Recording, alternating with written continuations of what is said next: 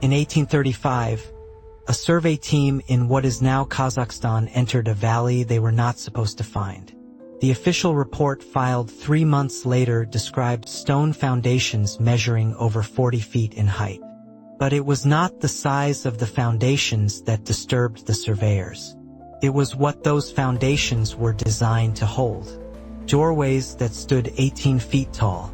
Staircases with steps measuring nearly 3 feet in height. And halls so vast that no ordinary human could have filled them. The survey was classified. The team was reassigned. The valley was removed from updated maps. No explanation was ever given. But the surveyors had written one word in their private notes before the documents were seized. Tartaria. This was not the first time that name had appeared in connection with structures built for giants. But by 1850, the name had begun to vanish. Maps were redrawn, borders were rewritten, and the cities that once stood across this empire disappeared as if they had never existed. The official explanation is that Tartaria was simply a vague term used by Europeans for unknown Asian territories. A cartographic placeholder. Nothing more. But they were its guardians. The beings who built the structures we cannot replicate. The beings who protected knowledge we have lost. And the beings who were erased in a process that began in 1835 and continues to this day. Consider what happened in that single year. In January 1835, the Kazakhstan survey team discovered the valley. In March, Russian military forces entered regions of Tartaria that had been previously inaccessible. In June, a series of unexplained earthquakes struck across Central Asia, destroying cities that had stood for centuries. In September, European cartographers received orders to update maps of the region. And by December, the first official reports began circulating that described Tartaria not as a nation, but as a geographic mistake. A misunderstanding, an error that needed correction. All of this happened in 1 year, and all of it pointed to a single conclusion. Tartaria was being erased, and the giants who had guarded it were being written out of existence. But before they could be erased, they had to be real, and the evidence shows they were.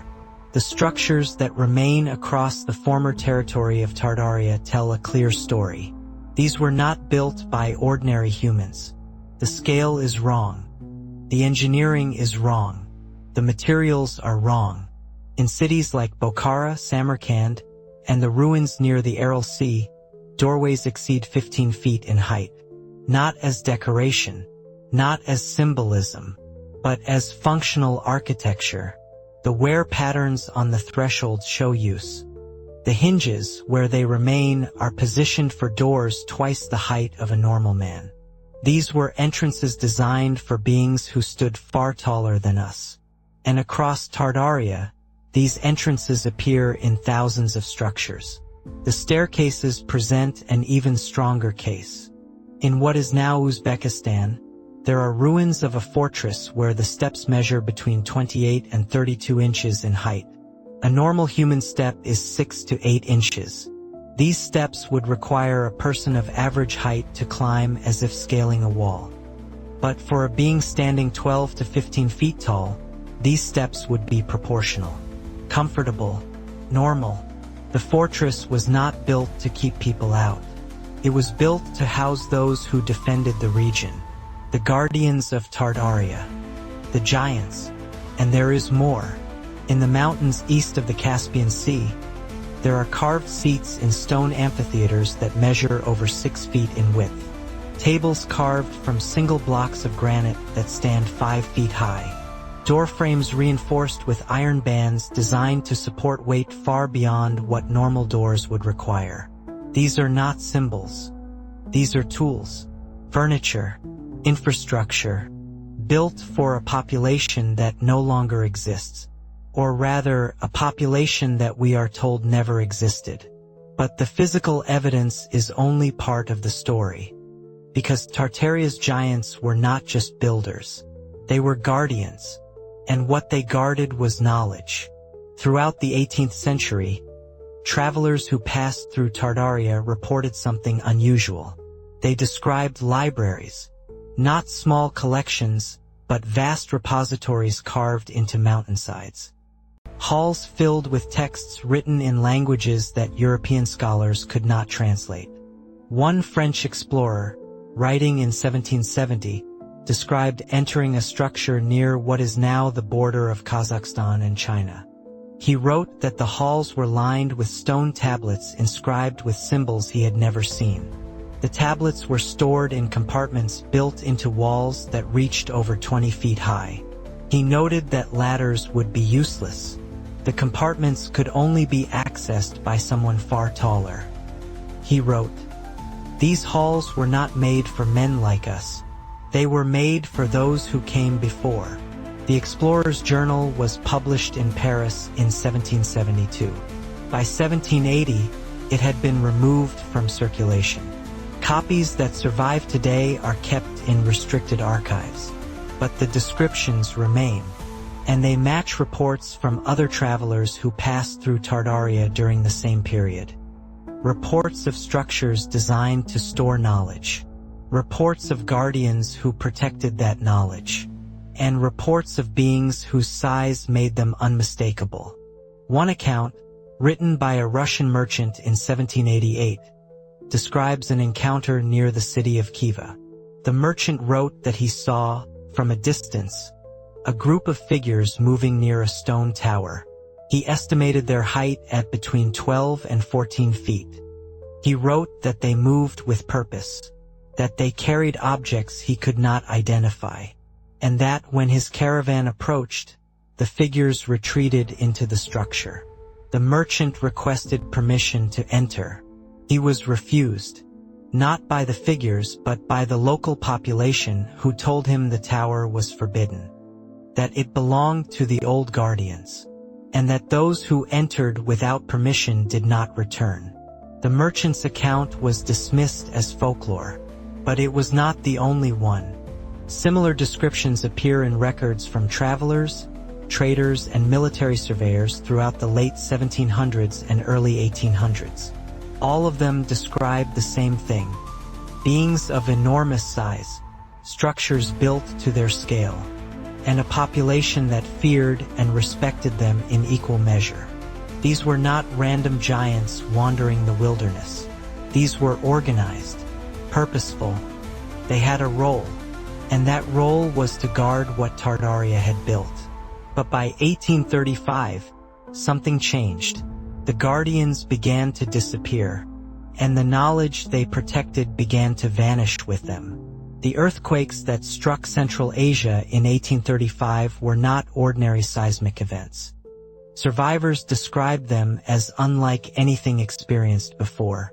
The ground did not simply shake. It liquefied.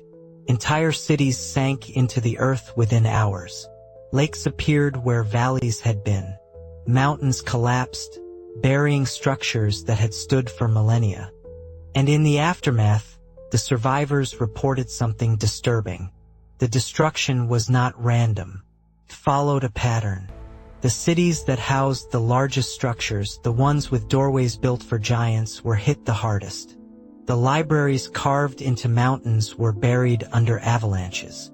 The fortresses with oversized staircases were reduced to rubble. And the towers where the guardians had been seen were erased completely. This was not coincidence. This was targeted. And it happened simultaneously across a region spanning thousands of miles. As if something or someone had decided that Tartaria and its guardians needed to be removed. Not defeated, not conquered, but erased. Within months, military forces moved into the region. Not to provide aid, not to rebuild, but to secure the ruins. Survivors were relocated. Access to certain areas was restricted, and the structures that remained were either demolished or buried. European powers, particularly Russia and Britain, moved quickly to establish control over territories that had, until recently, been part of Tartaria. But they did not claim to be conquering Tartaria. They claimed to be discovering uninhabited land, mapping unknown regions, civilizing empty wilderness. The implication was clear. Tartaria had never existed, and if it had never existed, neither had its guardians. But the maps told a different story. Maps published before 1835 show Tartaria as a massive empire with defined borders, major cities, and trade routes connecting it to Europe, China, and the Middle East. These were not speculative maps. They were commercial documents used by traders and governments. Their accuracy was critical. Yet maps published after 1850 show the same geographic area divided into vague territories labeled as unexplored or tribal regions. The cities are gone. The borders are gone. The name Tartaria is gone, as if an entire nation had been wiped from memory in the span of 15 years. And the giants, the guardians of that nation, were erased with it. References to them in earlier texts were removed in later editions. Accounts that mentioned beings of unusual size were edited or dismissed as exaggeration. Physical evidence, including skeletal remains, was collected and then disappeared. And by the end of the 19th century, the official position was clear. Giants had never existed. Tartaria had never existed. And anyone who claimed otherwise was spreading folklore. But the folklore persisted, because the people who lived in those regions remembered. They passed down stories of the tall ones, the protectors, the guardians who had kept the old cities safe. Stories of beings who possessed knowledge that normal humans did not, who built structures that could not be replicated, and who vanished in a single catastrophic year. The year 1835, the year the earth itself seemed to turn against them, and the evidence, though suppressed, continued to surface. In 1868, a Russian engineer working near the site of the original 1835 survey discovered fragments of the same foundations described in the classified report. He measured doorways identical to those documented 30 years earlier. He photographed them. He submitted his findings to the Imperial Academy of Sciences. His report was filed under a restricted classification. The photographs were never published, and the site was buried under a government construction project in 1875. The engineer protested. He was reassigned to a remote outpost in Siberia. He did not speak publicly about his discovery again. In 1902, a British surveyor mapping territories near the Afghan border found ruins of a structure with staircases matching the dimensions seen across former Tartarian cities. He wrote that the stairs were clearly designed for beings far taller than any known population. He requested permission to excavate. Permission was denied. The site was declared off-limits. When the surveyor returned years later, the ruins had been demolished. The stone had been removed. The ground had been leveled. Nothing remained. This pattern repeated across the former territory of Tartaria. Sites were discovered. They were documented. And then they were destroyed. Not by time, not by neglect, but deliberately. And the reason becomes clear when we consider what those sites represented. They were proof. Proof that giants had existed. Proof that they had built a civilization far more advanced than the official timeline allowed. And proof that in 1835 something had destroyed them. But what could destroy beings of such size and power? What force could erase an entire civilization in a single year? The official explanation, when one is given at all, is natural disaster. Earthquakes, floods, unpredictable acts of nature. But natural disasters do not systematically target specific structures. They do not follow patterns. They do not strike simultaneously across thousands of miles with precision that destroys only the largest and most advanced buildings. And they do not coincide with military operations designed to secure and suppress evidence. The alternative explanation is far more disturbing. That the destruction of Tartaria and its guardians was not natural. That it was planned. That forces, whether human or otherwise, decided that the knowledge and power held by the giants posed a threat. And that the only solution was total erasure. Not just of the beings themselves, but of all evidence that they had ever existed. This idea seems impossible, but the evidence supports it. The timing supports it. The military response supports it. And the systematic suppression of information that followed supports it. If the destruction had been purely natural, there would be no need to classify surveys. No need to remove maps. No need to demolish ruins that could have been studied. But all of these things happened. And they happened in a coordinated manner that suggests intent. And the suppression did not end in the 19th century. Continues today. In 2004, construction workers in northern Kazakhstan uncovered foundations identical to those described in the 1835 survey. The same oversized doorways. The same massive stone blocks. The same evidence of construction far beyond the capabilities of known populations in that region. The discovery was reported in local media. Photographs were taken. But within a week, the site was closed. Military personnel arrived. The workers were relocated. And the foundations were buried under several feet of concrete as part of a new highway project. The photographs disappeared from news archives. The workers were told not to discuss what they had found. And the story vanished. This is not archaeology. This is erasure. And it is happening in real time. Because the truth about Tartaria and its guardians remains a threat. A threat to the narrative that human history is a simple story of linear progress. A threat to the belief that we are the most advanced civilization this planet has ever seen. And a threat to the institutions that derive their authority from controlling the accepted version of the past. But the truth is emerging, because too much evidence remains. Too many maps, too many photographs, too many accounts from credible sources, and too many structures that still stand, despite every effort to destroy them. Structures that whisper a story the official narrative cannot contain. A story of giants who built an empire, who guarded knowledge we have lost, and who were erased in a single catastrophic year.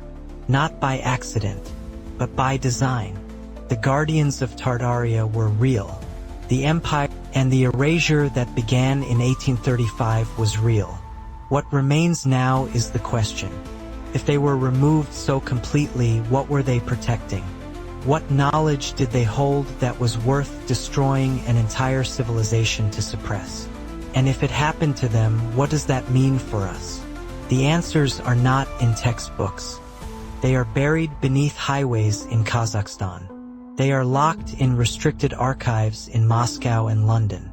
They are hidden in private collections that are never displayed. And they are waiting in ruins that are still being discovered and still being destroyed. The story of Tartaria is not over. It is simply paused. Waiting for enough people to ask the right questions. Waiting for the moment when the suppression can no longer hold. Waiting for the truth to surface. Because the truth, no matter how deeply buried, does not disappear. It only waits. And when it emerges, it changes everything.